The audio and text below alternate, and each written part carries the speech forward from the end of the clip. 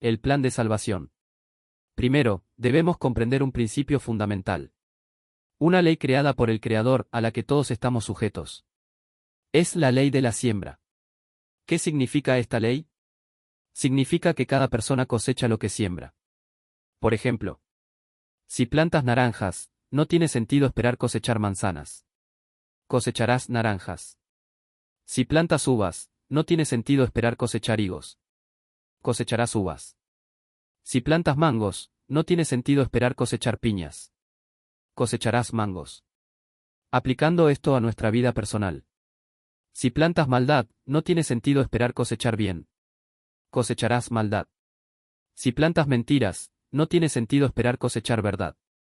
Cosecharás mentiras. Si siembras muerte, no tiene sentido esperar cosechar vida. Cosecharás muerte. Cabe destacar que cuando siembras una semilla y ésta da fruto, no solo cosecharás otra semilla. Cosecharás muchas veces la semilla que sembraste. Por lo tanto, si haces el mal, cosecharás muchas veces el mal que has hecho. Si haces el bien, cosecharás muchas veces el bien que has hecho. Entendiendo este principio fundamental, comencemos la explicación.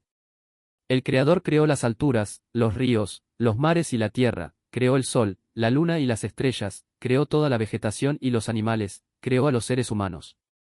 El Creador creó todo lo que conocemos.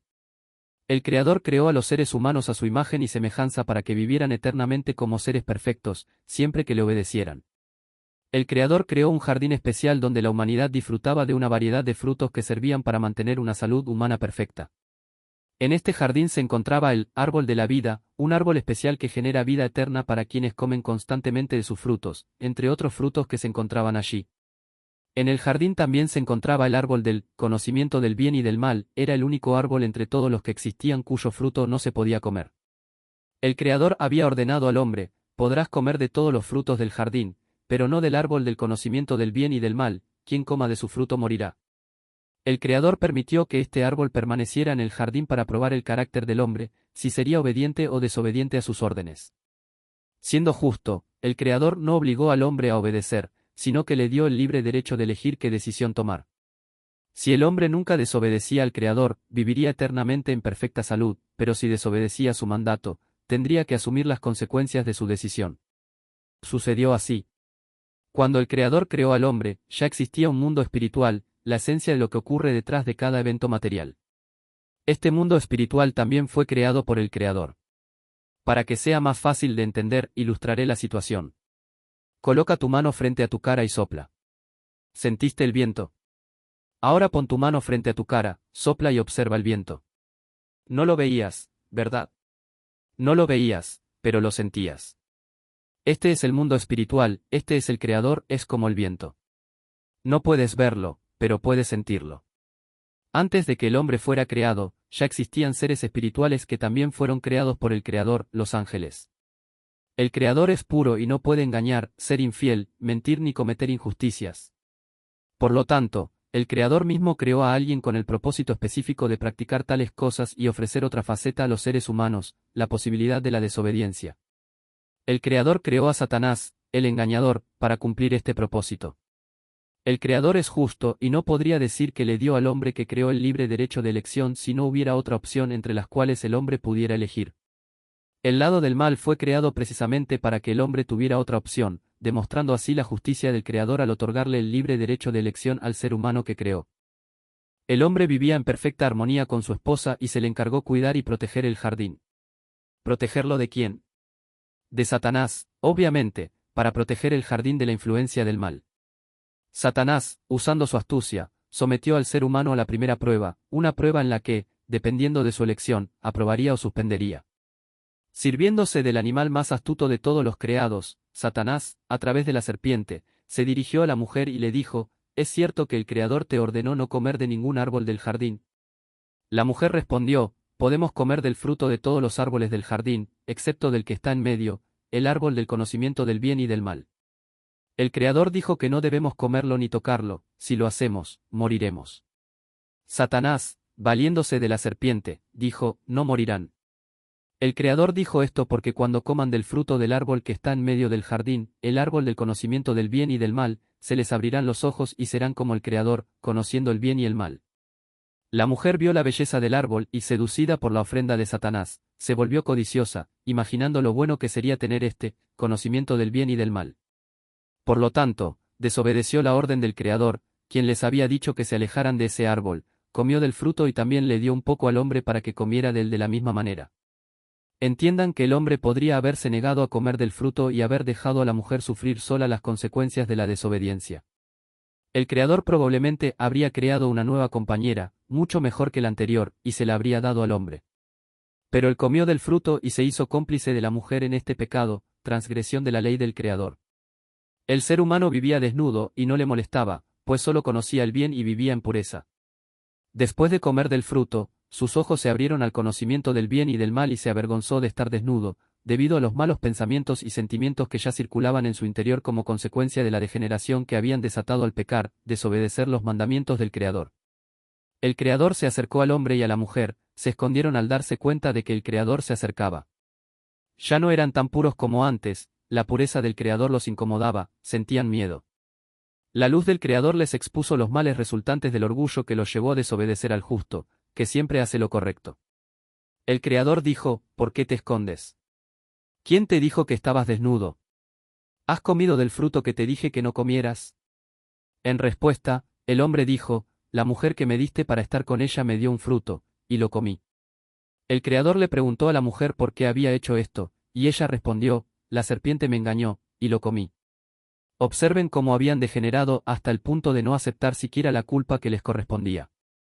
El hombre culpó a la mujer y al Creador, mientras que la mujer culpó a la serpiente, Satanás.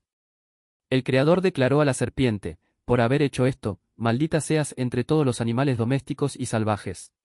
Sobre tu vientre te arrastrarás, y polvo comerás todos los días de tu vida. Pondré enemistad entre ti y la mujer, y entre tu descendencia y la suya, él te herirá en la cabeza, y tú le herirás en el talón. A la mujer, el Creador declaró, multiplicaré en gran manera tus dolores en el parto, con dolor darás a luz los hijos. Desearás a tu marido, y él te dominará. Al hombre, el Creador le declaró, por cuanto obedeciste a tu esposa y comiste del árbol del que te mandé, no comerás, maldita será la tierra por tu culpa, con trabajo comerás de ella todos los días de tu vida.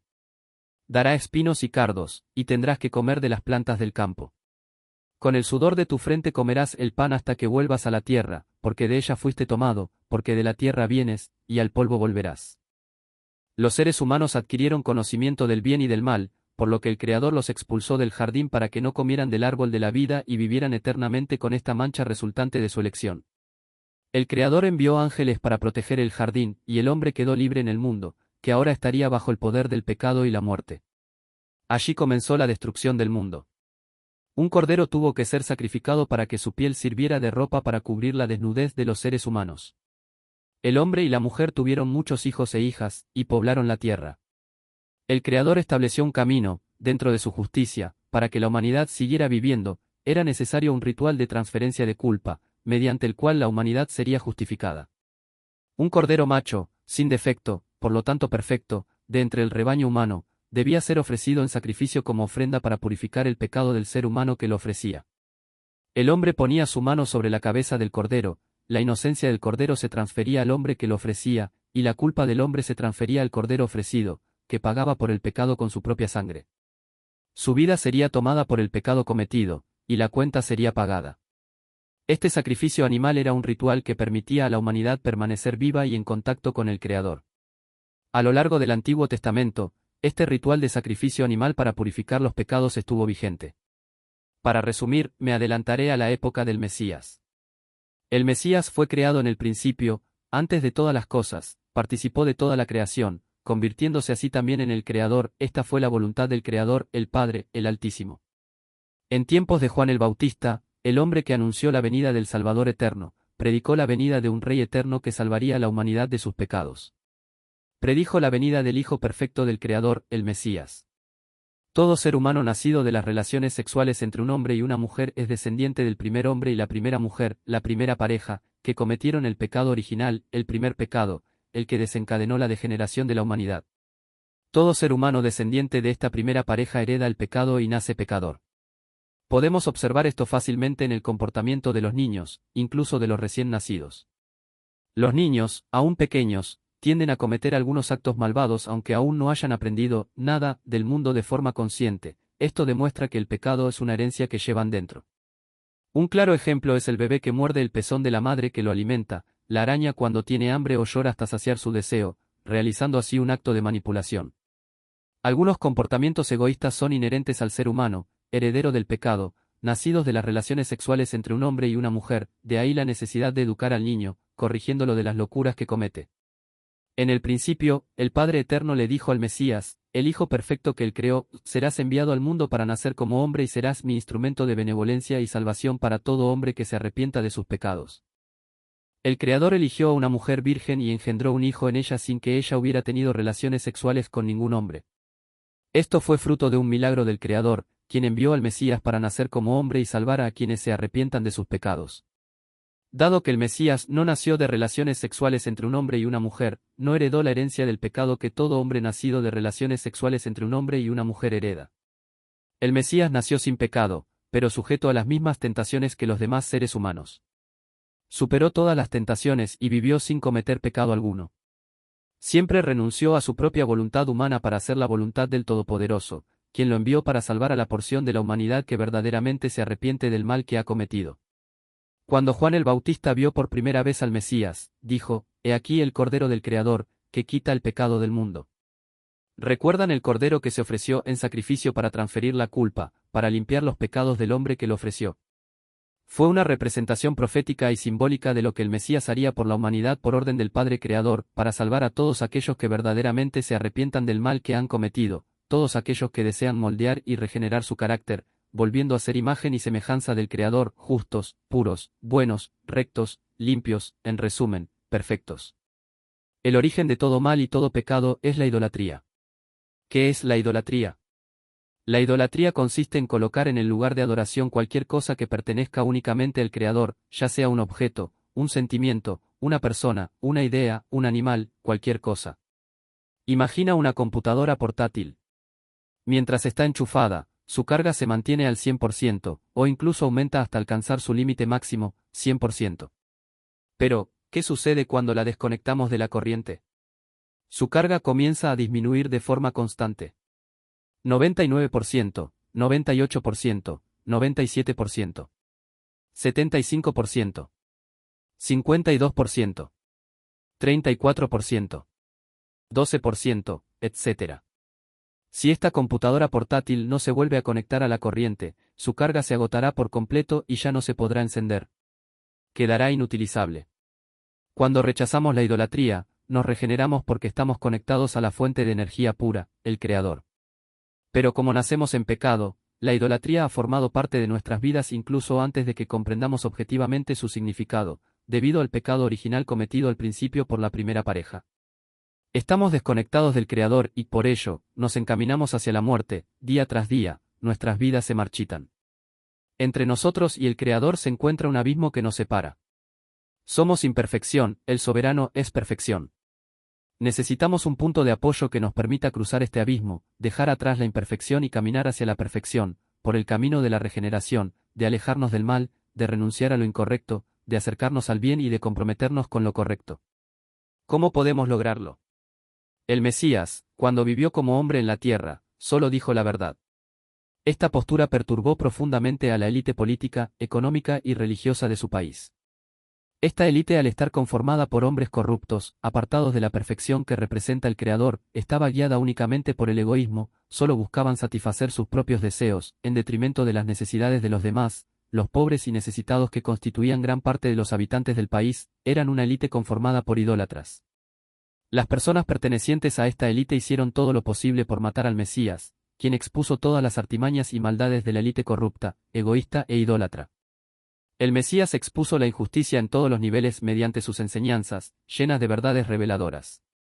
Esta actitud del Mesías puso en peligro las ganancias financieras que esta élite obtenía mediante el fraude y el engaño. Por mucho que estos malvados idólatras quisieran matar al Mesías, no pudieron hacer nada. Nada pudieron hacer porque detrás de lo sucedido materialmente, existía un contexto espiritual, donde él, el Mesías, quien no había cometido pecado, no merecía morir, sino vivir para siempre, ya que era inocente. ¿Recuerdan la ley de la siembra? Según la justicia del Creador, nada podía sucederle al Mesías como castigo, ya que no merecía castigo, y por lo tanto, nada ocurrió. Había ejércitos de ángeles que lo protegían por orden del Padre, el Altísimo.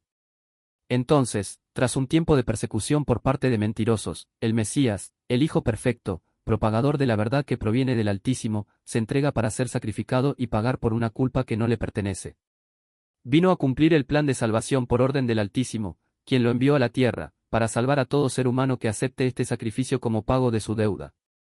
En cuanto el Mesías se entrega para ser sacrificado, el pecado de todo aquel que lo acepta como Salvador entra en él, y ahora, los malvados de la élite corrupta pueden herirlo, tocarlo, porque el muro espiritual que una vez lo protegió ya no existe a su alrededor, ahora lleva dentro de sí el pecado de todos los que se benefician de la transferencia de la culpa por la que se entregó. Cuando fue colgado en un madero como criminal, dijo, Padre, ¿por qué me has abandonado? El Altísimo es justo. ¿Qué es la justicia? Justicia, en su origen, significa rectitud. El Creador no cambia de posición, siempre hace lo correcto, lo justo, lo puro, lo bueno, lo verdadero, etc. Es el ser humano quien cambia de posición, a veces haciendo lo correcto, a veces haciendo lo incorrecto. A veces afirmando obedecer al Creador, luego demostrando desobediencia. Por lo tanto, quien elige el pecado se distancia del Creador porque hace lo incorrecto. Dado que el Creador solo permanece en la justicia, quien hace lo incorrecto se distancia de él. Vale la pena recordar que Satanás siempre permanece en la posición incorrecta, para que todos los seres humanos tengan derecho a elegir y así cumplir el propósito para el que fue creado. El Mesías dijo, Padre, ¿por qué me has abandonado? Porque al llevar el pecado de la humanidad en su interior, tomó nuestro lugar y, en consecuencia, se distanció del Altísimo, quien permanece en la justicia. Así, el Mesías muere en nuestro lugar y paga por el pecado de todos los que aceptaron su sacrificio por nosotros, para que pudiéramos vivir en su lugar. Al tercer día, el Creador resucitó al Mesías, el Hijo perfecto, quien venció a la muerte. Ascendió al Altísimo en perfección y cumplió su misión de salvar a todos aquellos que verdaderamente se arrepintieron del mal y eligieron el camino de la regeneración. Cumplió el mandato del Padre, el Altísimo. A partir de entonces, los sacrificios de animales para purificar los pecados de la humanidad se volvieron innecesarios, pues el Cordero del Creador estableció un sacrificio eterno. Este Cordero está vivo hoy, a diferencia de los otros corderos que fueron ofrecidos y permanecieron muertos. Por ello, el sacrificio del Mesías es poderoso y válido para siempre, pagando por todos los pecados de quienes verdaderamente se arrepienten y se apartan del mal para volver al bien. ¿Qué sucede cuando aceptamos el sacrificio del Mesías? Cuando aceptamos el sacrificio del Mesías, podemos comprender y participar en la enseñanza de la purificación, regeneración. El Mesías dijo, Yo soy el camino, la verdad y la vida. Nadie viene al Padre sino por mí. A través de él, se salva el abismo que separa al hombre del Creador, porque se establece un puente entre la imperfección, el hombre, y la perfección, el Creador. Ahora debemos cruzar ese puente paso a paso. ¿Cómo funciona esto? El Creador nos mira y dice, qué bueno que aceptaste mi plan de salvación. Qué bueno que aceptaste el sacrificio de mi Hijo perfecto, el Cordero del Creador. Sé que haces muchas cosas mal, pero por ahora, te mostraré un punto en el que te equivocas, y quiero ver cuál será tu decisión, cuál será tu elección. Abandonar el mal o continuar practicando lo que ya te he mostrado que está mal.